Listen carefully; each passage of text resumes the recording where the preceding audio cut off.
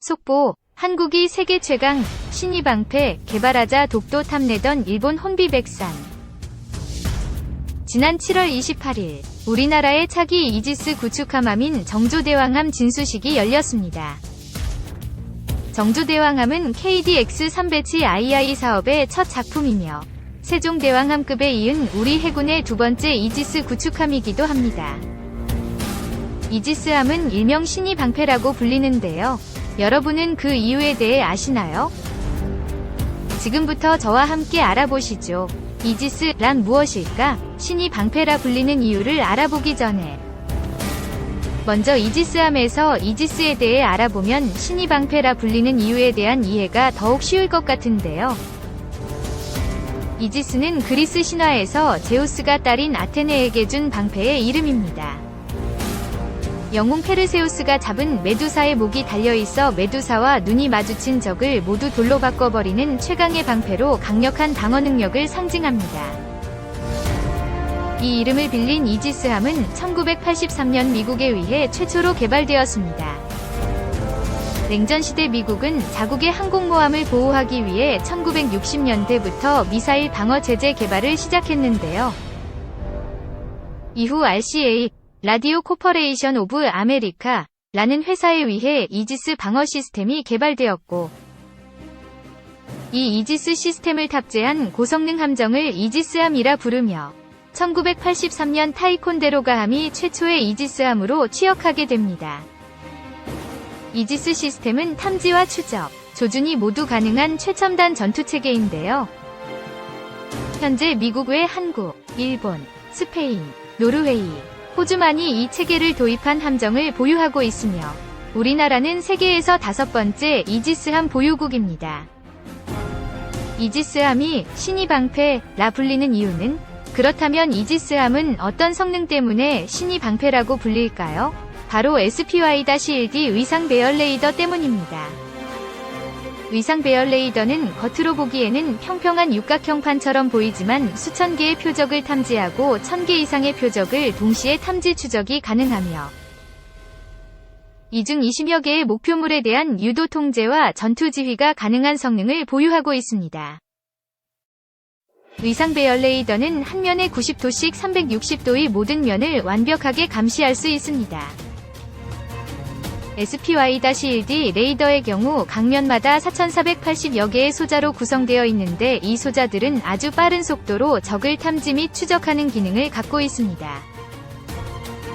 기존 함정의 회전형 레이더는 레이더 빔이 방사되는 면만 탐지할 수 있는 것과 달리 SPY-1D 레이더는 360도 방향을 실시간으로 모든 목표물 탐지가 가능합니다. 세종대왕함급 이지스 구축함의 대공방어 능력은 세계 최강으로 평가받고 있는데요. 우선 사거리 170km의 대공미사일을 발사할 수 있는 수직미사일 발사대를 보유하고 있습니다. 이전에 다른 함정들은 미사일을 한 발씩 장전해야 했는데 이지스함은 미사일을 보관하고 운반하는 금속재 용기인 캐니스터와 미사일이 갑판 아래에 함께 있기 때문에 여러 발의 미사일을 장전하지 않고 바로 발사할 수 있습니다. 또한 탑재되어 있는 미사일이 정상적으로 발사되지 않았을 경우에는 고열과 고압의 화염을 안전하게 발사대 및 함정 밖으로 배출하는 기술을 적용하고 있습니다. 하지만 만약 미사일이나 적기가 대공미사일을 피해 10km 이내로 접근한다면 21연장 단거리 대공미사일, 발사대인 램, 롤링 에어프레임 미사일에서 발사되는 대공미사일로 공격하게 됩니다. 램은 10km 이내로 접근한 여러 목표물들과 동시에 교전할 수 있는 성능을 가지고 있습니다. 만약 적기나 미사일이 램 대공미사일을 뚫고 이지스함을 향해 접근한다면 최후의 보루인 근접방어 체계 30mm 대공포 골키퍼가 있습니다. 골키퍼는 30mm 구경의 근접방어 기관포로 분당 4208 발사가 가능한데요. 특히 골키퍼는 자동화 시스템으로 운영되기 때문에 명령이 없어도 자동으로 함정 방어를 하게 됩니다. 그렇다면 다른 전투함을 대상으로 한 전투는 어떨까요?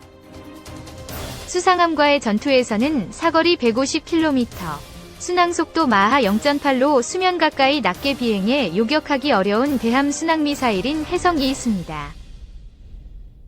또한 선체 아래에 있는 소나로 바닷속 소리를 탐지할 수 있습니다. 바닷속 소리를 탐지해 멀리 있는 잠수함까지도 탐지가 가능합니다. 이런 잠수함을 잡기 위해서 KDX-3 함정은 하늘을 비행해서 목표 지점에 도달하여 낙하산으로 입수 후 잠수함을 공격하는 세계에서 두 번째로 개발된 우리나라의 장거리 대자머레인 홍상어를 배치하고 있습니다. 또한 기만기를 탑재해 적의 어뢰를 회피할 수도 있습니다. 정조대왕함의 기능. 우리나라 정조대왕함에는 어떤 기능들이 있을까요? 정조대왕급 이지스 구축함의 최대 속도는 약 30노트, 약 시속 55km 정도입니다. 가장 주목할 점은 탄도미사일 추적 및 방어체계가 포함된 신형 이지스 전투체계를 탑재한 점입니다. 기존의 세종대왕급 이지스 구축함의 경우에는 탄도미사일 탐지 및 추적은 가능했으나 요격할 방어체계는 없었습니다. 하지만 정조대왕함은 전산처리 능력이 개선되어 탄도미사일 탐지, 추적 및 대응 능력이 향상된 최신 이지스 전투체계를 탑재했습니다. 이뿐만 아니라 정조대왕함은 탄도미사일에 대응할 시 다른 대공탐지 기능을 사용하지 못한 이전의 이지스 체계와 달리 탄도미사일 탐지 추적, 방어와 대공방어 임무를 동시에 할 수 있습니다. 또한 세종대왕함과 마찬가지로 AN, SPY-1D, V, 다기능 의상배열 레이더를 탑재해 사각지대를 완전하게 차단했습니다. 이지스 전투체계의 신형 H, W와 S, W 도입으로 기존의 세종대왕함보다 탐지 및 추적 기능을 2배 이상 향상시킨 것으로 평가받고 있습니다. 대잠 능력 향상을 위해서는 통합 소나 체계인 ISS, 인티그레이티드 소나 시스템을 탑재했는데요. 이로 인해 잠수함 탐지 거리도 3배 이상 증가시켰습니다. 2. 일본은 왜 독도를 불법 편입했을까? 만주와 한반도에 대한 주도권을 놓고 러시아와 일본이 대립하는 상황에서 일본은 1904년에 러일 전쟁을 일으켰다. 전쟁을 일으킨 일본은 대한제국정부에 강요하여 한일애정서를 체결하고 전쟁 수행에 필요한 지역을 임의로 사용하는 권리를 확보하였다. 그리고 일본은 러시아 함대의 동향을 감시하기 위해 제주도, 거문도, 울릉도 등에 막루를 설치하였다. 러일전쟁 당시 울릉도와 독도의 군사적 가치에 눈을 뜬 일본은 이전에 여러 번 일본 영역 밖의 무인도를 자국의 영토로 편입한 경험을 이용해 독도를 편입할 기회를 노렸다. 이때 독도의 강치각주 자비를 목적으로 시마네 현의 수산업자 나카이 요자부로가 한국 정부에 독도 이용 독점권을 요청할 계획으로 그 절차를 일본의 관료들과 의논하였다. 그는 1904년 9월 일본 정부에 독도를 일본 영토로 편입하여 나카이 자신에게 임대해달라고 청원하였다. 이때 일본 내무성은 한국령으로 보이는 독도를 일본 영토로 편입할 경우 제국주의적 침탈 야욕을 의심받을 수 있다. 라며 청원서를 기각하였으나 외무성은 독도에 막루를 세우고 무선 또는 해저전선을 설치하면 적함을 감시하는 데 좋지 않겠는가? 라고 하며 영토로 편입할 것을 주장하였다. 일본은 독도를 뭐라고 불렀을까?